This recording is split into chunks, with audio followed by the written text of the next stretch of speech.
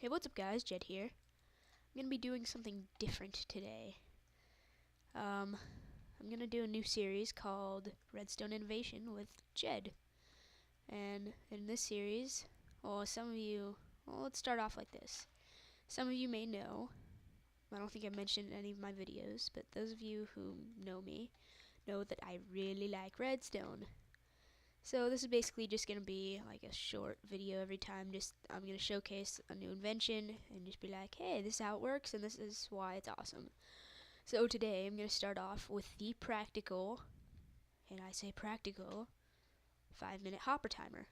So usually you got your standard let me get a hopper. So you got your standard hopper, hopper, and then there's like a comparator output. I'll go get a comparator. And then there's like a comparator output craziness, and then you got like this, and then there's like a piston, and it's no good. And then you got like your whole, oh god, okay, there we go. Then you got a thing where it's like, oh, then it goes through, and then it's like that, and then it just keeps going back and forth. Then you got redstone block stuff, and it's just like too complex. And then okay, it goes back and forth, but how do you like make that practical? How do you turn that into an actual timer where you get an input to start it and then an output when it's finished? So this is what I've come up with. I could have compacted this part a lot, but I decided so it's more understandable like this.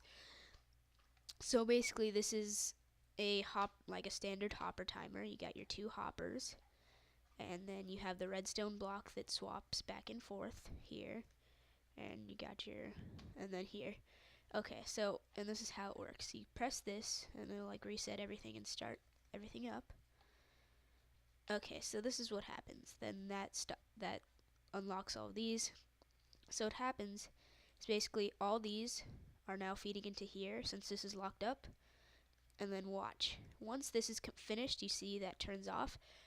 Every time it turns off is when one of these is full, and then it switches. So I take that, and each time it switches is approximately 30 seconds. So I take the output from that into a pulse generator, which goes into this monostable circuit, which just activates this counter, and this counter counts up to 10, and then it goes into this thing which basically says timer ended, and then it goes here, and then once all that signals run through, it deactivates the system. And let me do a short tutorial on this pulse generator and how it works. So how it works is basically you have a comparator, and if you don't know a lot about a comparator, is that it's just like derp. Okay, so what happens is it like compares the inputs and outputs. So if this one, and okay, so here we go. Okay, that doesn't work in the colon. Okay. Alright, so let's say I have a torch right here. This output is still on.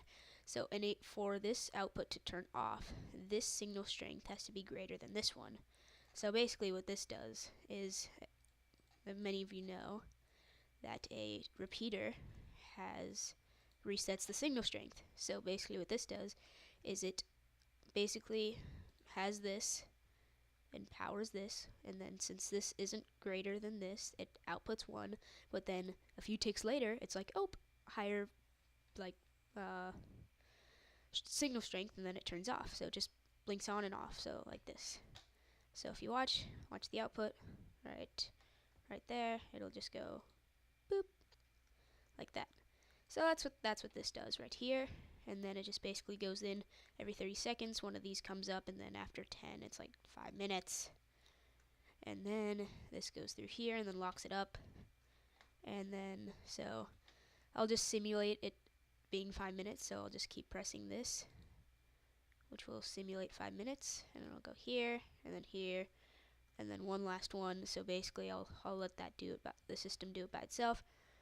It goes through, and then you see the hopper is filling up, and then about 5 seconds it'll be like whoop, yep, just like that. It says timer ended. This has an output here which locks up the hoppers. Yes, I can't speak today. And then basically to reset it, you just reset this counter, which is locking everything up, and then that will allow the system to kind of reset itself. So you just press the button like I did in the beginning of the video, and then that comes up and it starts again. So that's basically it. With all these components that you should probably be able to build it. If not, if I get enough likes on this video, like let's go for like 10 likes on this video, and then I'll do a tutorial. So thanks for watching, and subscribe for more. See ya.